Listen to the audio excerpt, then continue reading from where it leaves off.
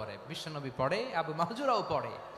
পুরো বাক্যগুলো যখন শেষ, আজান শেষ, আবু মাহজুরাও যখন পুরো আজান পড়লেন, আবু মাহজুরা বললেন, এতদিন মোহাম্মদের চেহারা দেখলে আমার ঘৃণা লাগতো, আজ থেকে মোহাম্মদের চেহারার চেয়ে প্রিয় চেহারা আমার কাছে নাই।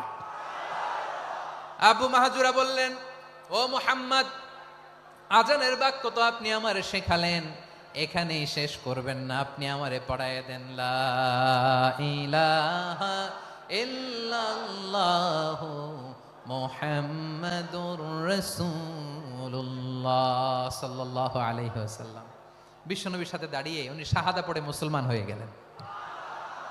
এবার আবু মাহজুরা বলে, ইয়া রাসূলুল্লাহ, ইয়া হাবিবাল্লাহ, আমি মুমিন হয়েছি, মুসলমান হয়েছি, আপনার কাছ থেকে আজান শিখার সৌভাগ্য আমি লাভ করেছি গো নবী। আমার কণ্ঠের বড় তারিফ করেছেন, আপনি আমার আজানকে আপনি পছন্দ করেছেন। একটা জিনিস আপনার কাছে চাই, আপনি আমাকে মক্কার মসজিদুল হারামের মুয়াজ্জিন হিসেবে অ্যাপয়েন্ট করে দেন। বিষ্ণু ঈসা ইসলাম বললেন, যাও আবু মাহজুরা, আমি তোমাকে পৃথিবীর শ্রেষ্ঠতম মসজিদ মক্কার মসজিদুল হারামের মুয়াজ্জিন হিসেবে অ্যাপয়েন্ট করে দিলাম। দেখছেন কিভাবে ট্যালেন্ট হান্টিং করতে হয়, কিভাবে হিউম্যান রিসোর্স মানব সম্পদকে ব্যবহার করতে হয়। আসছিল আজানকে ভেঙ্গাইতে, আসছিল কেন? আজানকে ব্যঙ্গ করার জন্য, বিকৃত করার জন্য। আজানকে বিকৃত করতে যে ইসলামের সবচাইতে শ্রেষ্ঠ মসজিদের মুয়াজ্জিন হয়ে গেল। পড়েন সুবহানাল্লাহ।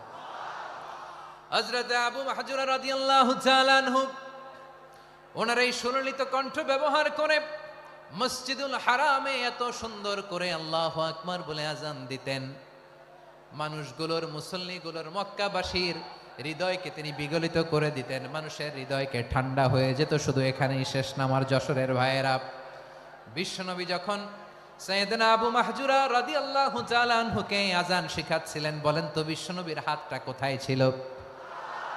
আবু মাহজুরার মাথার সামনে, এই চুলের উপরে ছিল। আবু মাহজুরা ওই স্মৃতিটাকে ধারণ করবার জন্য, ওই স্মৃতিকে বহন করার জন্য বিশ্বনবীর মোবারক হাত আবু মাহজুরার কপালের চুলের যেই জায়গায় লেগেছে, মৃত্যুর আগের দিন পর্যন্ত আবু মাহজুরা মাথার ওই চুলে কোনোদিন ছুরি আর কামার লাগায় নাই, সেখানে কেচি লাগায় নাই, চুলের মধ্যে খুর লাগায় নাই। আবু মাহজুরা ডান দিকের চুল কাটতো, বাম দিকের চুল কাটতো, পেছনের চুল কাটতো, সামনের চুল কাটতো না।